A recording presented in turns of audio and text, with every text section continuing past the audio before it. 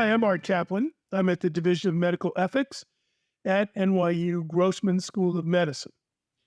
Well, I don't know if you saw this, but the Biden administration is pushing to make a big change in federal policy about marijuana.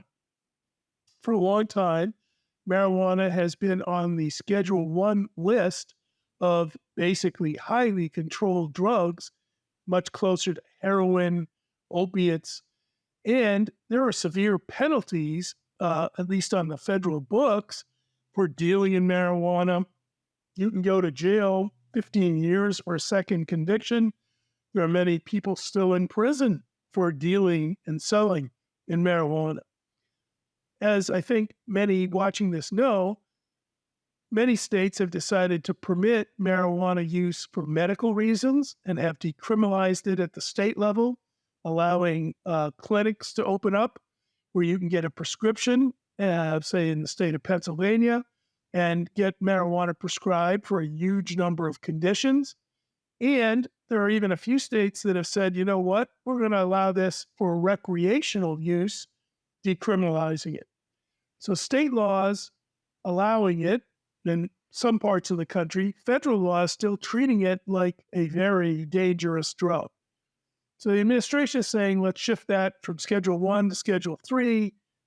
The penalties go away. It'll be more consistent with what states are permitting. You won't go to jail if you use. You won't go to jail if you sell. There may be restrictions that you have to buy it at a licensed distributor and so on, but let's make the change.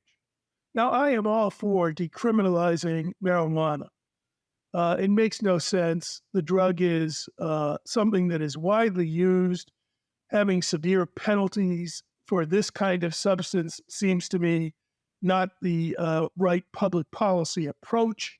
And clearly, there are medical uses for marijuana that have come into the healthcare system where it's a legitimate agent to be prescribed and used, and you don't want federal penalties getting in the way of that.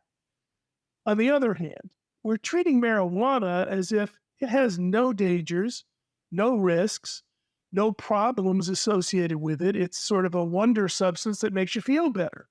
Well, I don't think that's the right attitude to take toward marijuana either. Look, there have been numerous studies that show that people under the influence of marijuana are involved in car accidents and motor vehicle accidents, much, much higher rates, much, much more serious accidents than people who are not under the influence of marijuana. It gets up to the level of alcohol. We don't have laws yet to figure out how to handle using marijuana when you're operating a motor vehicle. We should. We've got to come up with some kind of tests, some kind of measures that say you're going to get penalized if you harm others or involved in an accident under the influence of marijuana. Don't use it and drive seems to me to be very, very good advice. On the other hand, I know plenty of people who do drive under the influence. Another problem is there are all kinds of ways to take marijuana, right? You can use gummies, you can smoke it, you can smoke large amounts, you can smoke small amounts. Marijuana is much more potent today. The people who grow it, the people who produce it, have learned to really make it more powerful by getting the active agents in marijuana more concentrated. So it's not your dad's marijuana anymore. And that means that you can have people get psychologically addicted to it. You can certainly find people, if they're using heavy amounts, starting to ingest substances into their lungs that might be dangerous for them, not good for their health. Again, I wouldn't ban it, but like alcohol, you want to be able to advise people moderation. There are dangers. Even some of the contents of this are potent depending on your body size, weight, and so on. You may want to be careful about how you're using it, how often you're using it, when you're using it.